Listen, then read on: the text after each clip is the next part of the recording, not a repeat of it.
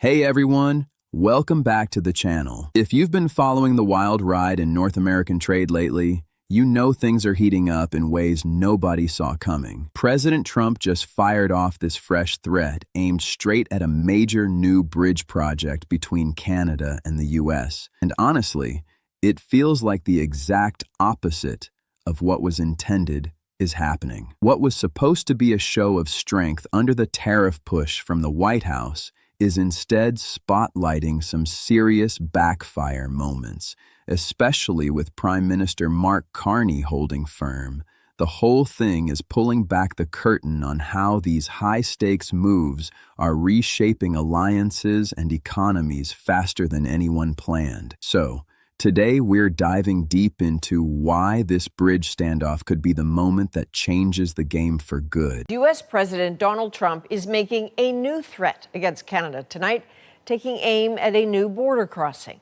The Gordie Howe Bridge will connect Windsor, Ontario and Detroit, and it's set to open this year. But Trump is threatening to block it, claiming the bridge was built with no American materials. The bridge was fully funded by Canada's federal government, but now Trump is demanding the U.S. be, quote, fully compensated. Katie Nicholson has been following all of this as it develops from Washington. Katie? Yeah, it's not clear what in particular prompted this post tonight, but here's the key part that caught an awful lot of people in Windsor and Detroit off guard. Trump writing, "I will not allow this bridge to open until the United States is fully compensated for everything we have given them. And also, importantly, Canada treats the United States with the fairness and respect that we deserve. We will start negotiations immediately." This Gordie Howe Bridge was never meant to start a fight. It was built as a practical fix for traffic jams that have plagued the Windsor-Detroit area forever, paid for completely by Canadian taxpayers to give everyone more breathing room. But suddenly it's caught in the crosshairs, and the timing lines up with bigger tariff tensions that Carney's team has been navigating. What stands out is how this pressure tactic, instead of locking things in place, is actually speeding up a quiet shift where businesses and drivers are hunting for every possible alternative route. You can already see the ripple effects in real time, with traffic patterns changing and old assumptions about who controls the flow getting tested like never before. With all that we have given them, we should own perhaps at least one half of this asset. Now, the $6.4 billion price tag on the Gordie Howe Bridge was fully funded by the Canadian government, but it is under the joint ownership, kind of a structure between Canada and Michigan. It was built because of the need for more cross-border traffic options beyond the Ambassador Bridge, which of course is nearing 100 years old. In fact, the owners of the Ambassador Bridge had previously taken out TV ads against building the Gordie Howe Bridge back in 2018 and argued that it had the exclusive right to collect tolls in the area. Think about it for a second. What happens when the cost of crossing one way spikes so high that it starts pricing out the very trucks that keep supply chains alive? That's exactly the kind of math playing out here. Haulers who move everything from auto parts to everyday goods are super sensitive to those per-axle fees, and the new bridge was designed to ease that burden without anyone having to pick sides. But with the threat hanging over it, the reaction from the industry has been swift and practical. More and more loads are rerouting to spots where the numbers just make more sense. It's not dramatic protests or big announcements.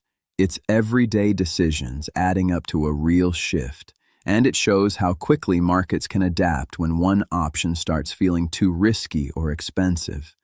This is where Carney's steady hand on tariffs starts looking pretty smart, because it's forcing everyone to think long-term instead of reacting in the moment.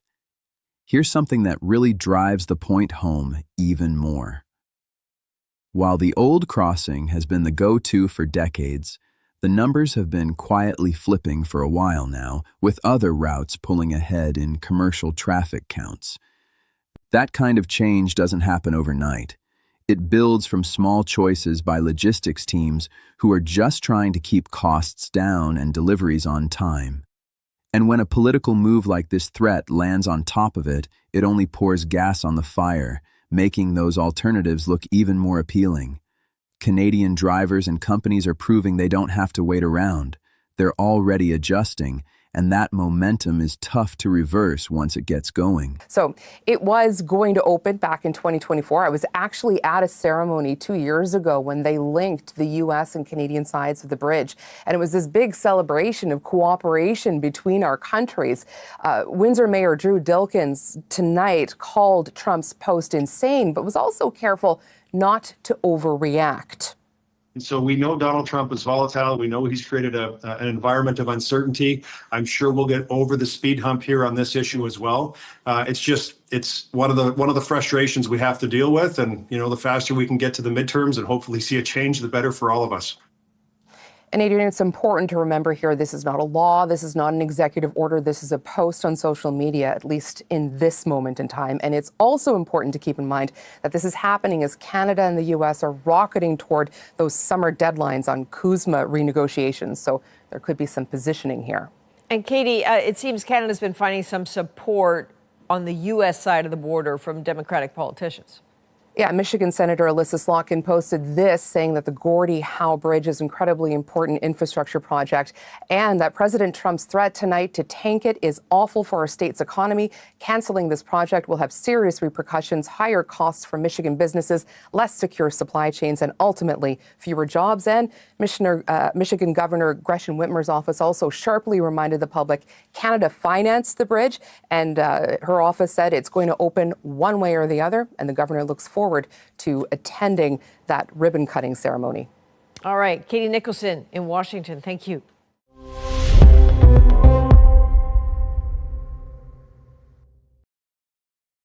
What's fascinating is how this isn't staying contained to just Ottawa or Washington.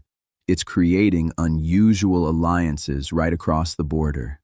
Local leaders in Michigan are speaking up loud and clear because they see the direct hit to jobs and factories if things get delayed or complicated. It turns the whole debate from a distant policy argument into something that hits family budgets and local economies on both sides. Carney's government is using this moment to emphasize reliability and options, which is why you're seeing those quiet but steady moves toward stronger ties elsewhere, like deeper European partnerships that could open up whole new markets without the same level of uncertainty. On top of that, zoom out a bit and you start to see the bigger tariff picture coming into focus.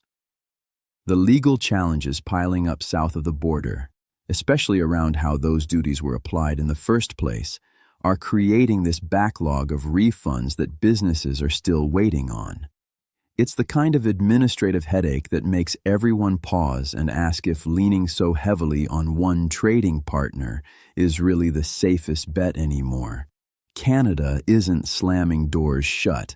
They're just methodically opening new ones, rerouting exports, and investing in ports and supply lines that give them more flexibility no matter what happens next in the negotiations.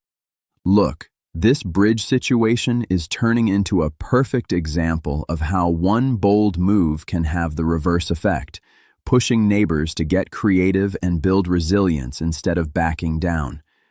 The new crossing is still on track to open because the fundamentals haven't changed. It was built for a real need, and the economics will win out in the end. Meanwhile, the tariff strategy that was meant to keep things under control is instead highlighting the value of having choices and steady leadership like Carney's. It's forcing a rethink on both sides about what a modern partnership really looks like in 2026. So, what do you think? Is this bridge threat going to change how trade works long-term, or will cooler heads find a way through? Drop your thoughts in the comments, smash that like button if you're hooked on these breakdowns, and make sure you're subscribed so you catch every update as things develop. If you want even more behind-the-scenes context, hit join and become a member. It really helps keep this channel going strong. Thanks so much for watching, and I'll see you in the next video. Stay informed out there.